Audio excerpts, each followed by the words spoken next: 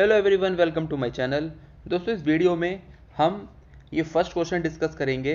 Describe in detail about the occlusion relationship of maxillary and mandibular teeth. दोस्तों, ये topic बहुत ज़्यादा important है, आपके एग्ज़ाम में भी आएगा, लेकिन अगर एग्ज़ाम में नहीं आता है उसके बावजूद भी ये इतना इंपॉर्टेंट टॉपिक है कि आपकी पूरी डेंटिस्ट्री में ये जो क्वेश्चन है ऑक्लूजन वाला, ये हमेशा जो इसके कॉन्सेप्ट होंगे वो आपको काम में आएंगे। क्योंकि दोस्तों, अगर एक शब्द में पूरी डेंटिस्ट्री को डिफाइन करना हो तो क्या बोल सकते हैं? ऑक्लूजन। आप किसी भी डिपार्टमेंट में जाओ, वहाँ पे जो सबसे मेन होगा ना, वो ऑक्लूजन ही होगा। कुछ भी करके, ट्रीटमेंट करके, लास्ट में क्या लाना होगा? ऑक्लूजन। इसलिए ऑक्लूजन सबसे बहुत ज़्यादा इंपॉर्टेंट है। अब देखो ऑक्लूजन होता क्या है। तो सबसे पहले ऑक्लूजन की definition refers to the way upper and lower teeth come together when the mouth is closed। यानी किस तरीके से ऊपर वाला और नीचे वाले जो टीथ हैं वो कम टुगेदर आ रहे हैं जब हमारा माउथ क्लोज होता है। अब दोस्तों देखो, मैं डायग्राम भी दिखा रहा हूँ, लेकिन फिर भी आप अपने मुंह को आराम से नॉर्मल बंद करो और देखो, अपने टंग से अपने दांतों पे एक बार जीभ फेरो, है ना। तो आपको दिखेगा कि ऊपर वाले दांत और नीचे वाले दांत एक दूसरे में फिट हो रखे हैं, तो उसी को हम बोलते हैं ऑक्लूजन। और अपने नीचे वाले जबड़े को यानी कि मैंडिबल को हल्का सा भी हिलाओ तो देखो, जो पहले अच्छे से लॉक हो रखे थे सारे कस्प एक दूसरे से, वो अब हिल चुके होंगे, है ना। तो उसे हम बोलते हैं माल ऑक्लूजन, यानी कि ऑक्लूजन बिगड़ चुका है। तो ये लिखा हुआ है। अब it plays a crucial role in function, aesthetic and oral health. अब दोस्तों, अगर ऑक्लूजन ठीक से नहीं होगा तो हमारा एस्थेटिक भी ठीक से नहीं आएगा।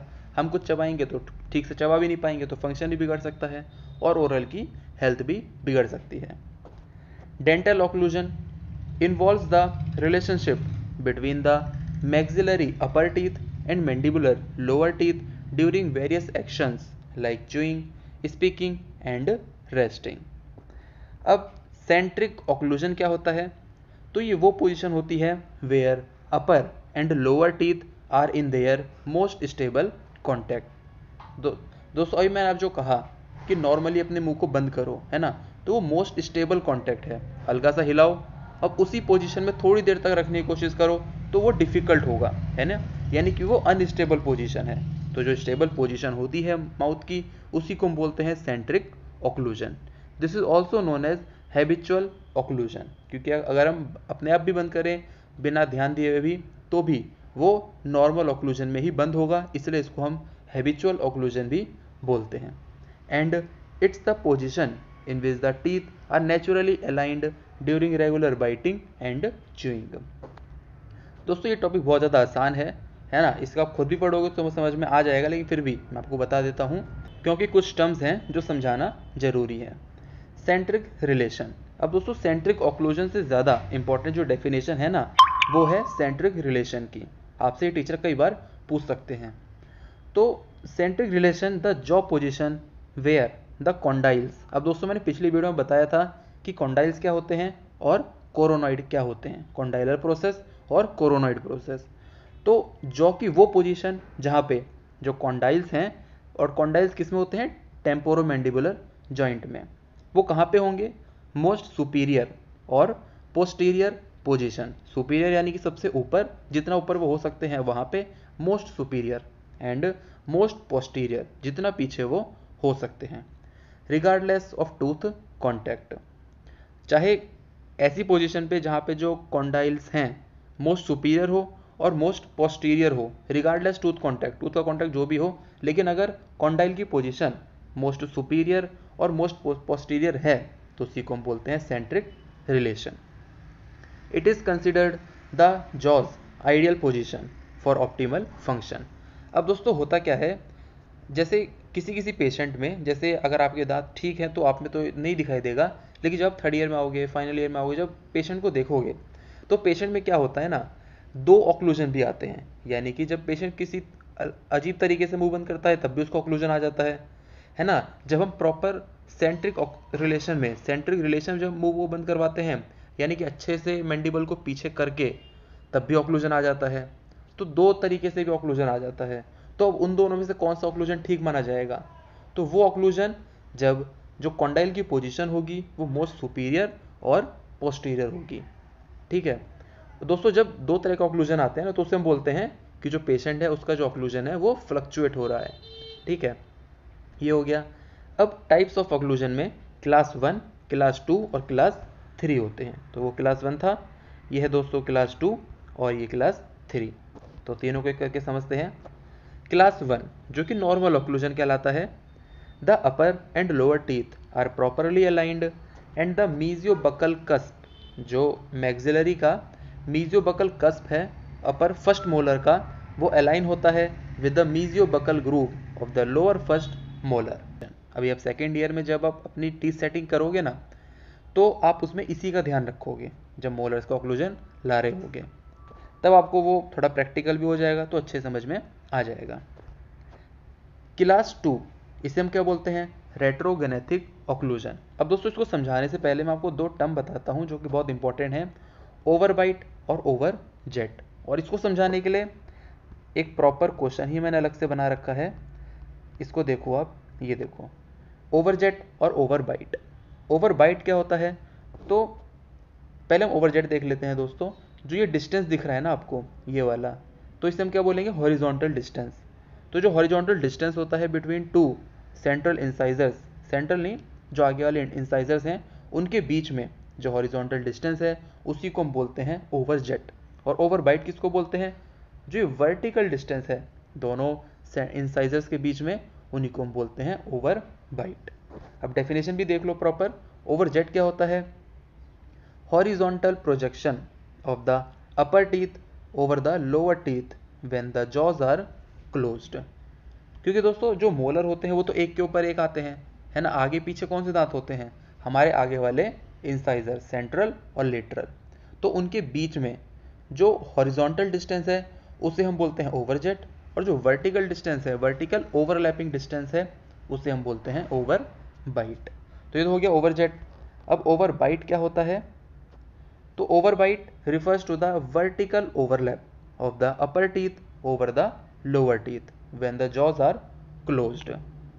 तो दोस्तों ये टर्म दो क्लियर हुए, है ना। ये काफ़ी इंपॉर्टेंट टर्म्स हैं, ओवरजेट और ओवरबाइट, काफ़ी इस्तेमाल में आएंगे आगे, ठीक है। अब देखो, अब ये अच्छे समझ में आएगा हमको। क्लास 2 जिसे हम बोलते हैं रेट्रोगेनेथिक ऑक्लूजन, इसमें क्या होता है, जो लोअर जॉ होता है वो काफ़ी पीछे हो जाता है, नॉर्मल पोजीशन से काफ़ी ज़्यादा पीछे हो जाता है, तो उसी को हम बोलते हैं class 2। The lower jaw is positioned backward in relation to the upper jaw. इसके वजह से क्या होता है, जो लोअर जॉ है position behind the upper teeth, जो अपर टीथ के है वो पीछे हो गया। It is often seen in individuals with overbite, यानी कि जब जो हमारा मैंडिबल है काफ़ी पीछे चला भी जाता है, तो इसका मतलब ये नहीं कि ओवरबाइट जब खत्म हो जाता है, क्योंकि ओवरजेट तो बढ़ गया, है ना। तो इसका मतलब ये नहीं, अगर ओवरजेट एबनॉर्मल हो गया है तो इसका मतलब ये नहीं कि जो ओवरबाइट है वो भी खत्म हो जाएगा, नहीं, ओवरबाइट रहता है। अब इसी क्लास 2 में दो डिवीजन है, डिवीजन 1 और division 2।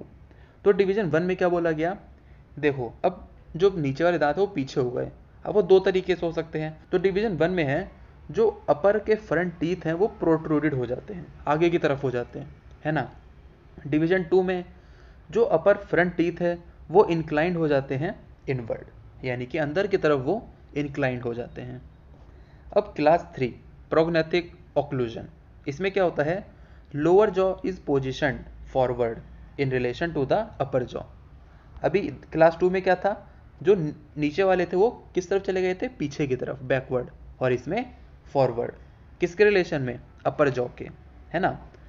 Lower teeth are positioned ahead of the upper teeth, यानी कि अपर टीथ से भी आगे चले गए, है ना, leading to an underbite. इसमें क्या हुआ, अंडर बाइट आ गया, यानी कि बाइट कम हो गया।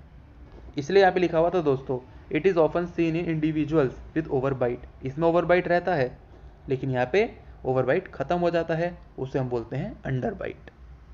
ये हो गया। तो दोस्तों ओवरबाइट और ओवरजेट मैं आपको बता चुका हूँ, है ना। इसमें डीप ओवरबाइट यानी कि जब ज़्यादा होगा, नॉर्मल ओवरबाइट जब नॉर्मल होगा, ये हो गया। इसके बाद माल occlusion.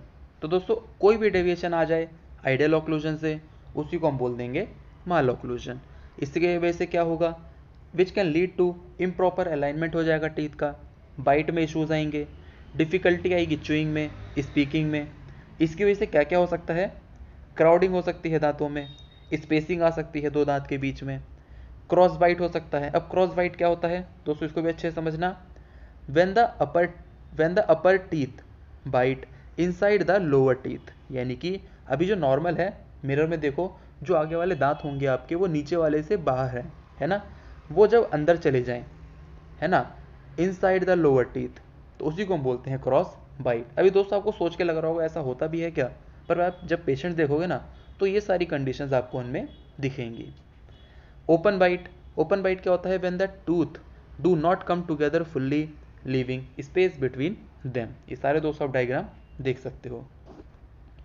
Functional occlusion refers to the relationship of teeth during dynamic movements। अब डायनेमिक मूवमेंट कौन कौन से, चूइंग हो गया, बाइटिंग, स्पीकिंग, ये इंपॉर्टेंट होता है for the efficiency of the teeth in performing there task. कि फंक्शनल ऑक्लूजन भी दोस्तों आना चाहिए। अब स्टैटिक ऑक्लूजन यानी कि रेस्ट पे, जब हमारा माउथ मोशन में नहीं है तब जो ऑक्लूजन है वो भी ठीक होना चाहिए। तो स्टैटिक ऑक्लूजन की डेफिनेशन, ये रिलेशनशिप है of the upper and lower teeth when the mouth is at rest or not in motion। ठीक है, ये इंपॉर्टेंट होता है for understanding how teeth interact when the jaw is in neutral position. इसके बाद दोस्तों एंटीरियर और पोस्टीरियर ऑक्लूजन। एंटीरियर ऑक्लूजन नाम से मालूम पड़ रहा है एंटीरियर ऑक्लूजन, पोस्टीरियर यानी कि पोस्टीरियर ऑक्लूजन। अब एंटीरियर में आगे के इंसाइजर्स और कैनाइन आ गए, पोस्टीरियर में premolars and molars. Then functional occlusion pattern, ये क्या होता है, healthy occlusion, the upper teeth slightly overlap the lower teeth when biting, the cusp of the upper teeth should fit into the grooves of the lower teeth, है ना दोस्तों, अभी जो मैंने बताया था आपको। Ensuring even distribution of bite forces, इसके वजह से क्या होता है, इवन फोर्सेस लगते हैं हर जगह बाइट फोर्सेस में। इम्प्रॉपर पैटर्न होगा, उसकी वजह से क्या हो सकता है, टूथ का वियर हो सकता है, टीएमजी प्रॉब्लम आ सकता है और मसल में स्ट्रेन भी हो सकता है।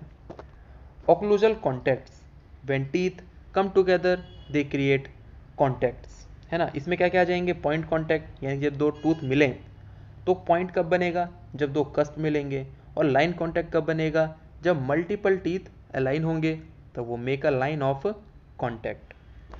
ऑक्लूजल रिलेशनशिप इन डेंचर, अब दोस्तों जब हमको डेंचर बनाना है पेशेंट में तब होता है ऑक्लूजल रिलेशनशिप इन डेंचर्स। तो for dentures occlusal is crucial for ensuring proper bite alignment and preventing discomfort. जब हम डेंचर बनाते हैं ना तो सबसे ज़्यादा ध्यान जो रखा जाता है वो ऑक्लूजन का ही रखा जाता है। डेंटिस्ट यूज़ करते हैं special technique to establish an appropriate occlusal relationship between the upper and lower dentures. दोस्तों सारी टेक्निक्स अब सेकेंड ईयर में सीखोगे कि किस किस तरीके से हमको ऑक्लूजन में लाना होता है मैक्सिला और मैंडिबल के टीथ को।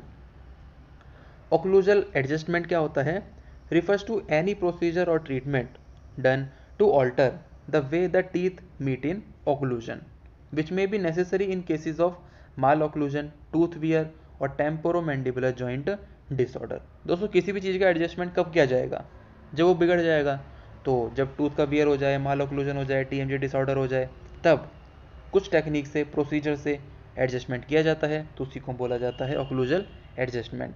अब दोस्तों अगर ये क्वेश्चन एग्जाम में आता है तो देखो इसमें से क्या क्या इंपॉर्टेंट है, आपको ऑक्लूजल की डेफिनेशन लिखना है, डेंटल ऑक्लूजन, है ना, centric occlusion, centric relation, types of occlusion. इसके बाद दोस्तों ये भी लिखना है ओवर बाइट, ओवर जेट, है ना, अगर आप इतना भी लिखते हो तो सफिशिएंट है। ये माल ऑक्लूजन, ये सब आप माल ऑक्लूजन भी दोस्तों आप लिख देना। इसके बाद ये सिर्फ आपके समझने के लिए है ये सारा, ठीक है। अब इंपॉर्टेंस क्या है प्रॉपर ऑक्लूजन की, एफिशिएंट च्यूइंग कर सकता है पेशेंट, स्पीच फंक्शन में काम आता है, प्रिवेंशन होता है टूथ वियर का। तो दोस्तों हाँ, एक jaw health, proper occlusion reduce कर सकता है risk of TMG disorder, muscle strain and jaw pen. तो दोस्तों इस वीडियो में इतना ही, है ना। आई होप आपको पूरा समझ में आया होगा ऑक्लूजन। दोस्तों इस वीडियो को अच्छे से देखना और अच्छे से इन सारी चीज़ों को आपको याद भी करना है डेफिनेशन के साथ, बिल्कुल वर्ड टू वर्ड, ठीक है, क्योंकि पूरे चारों साल के उसके बाद भी आपको ये काम आएगा, ठीक है। तो आई होप आपको ये वीडियो अच्छा लगा होगा। कमेंट सेक्शन में दोस्तों जरूर बताना आपको ये वीडियो कैसा लगा। मिलता हूँ अगली वीडियो में, तब तक के लिए गुड बाय।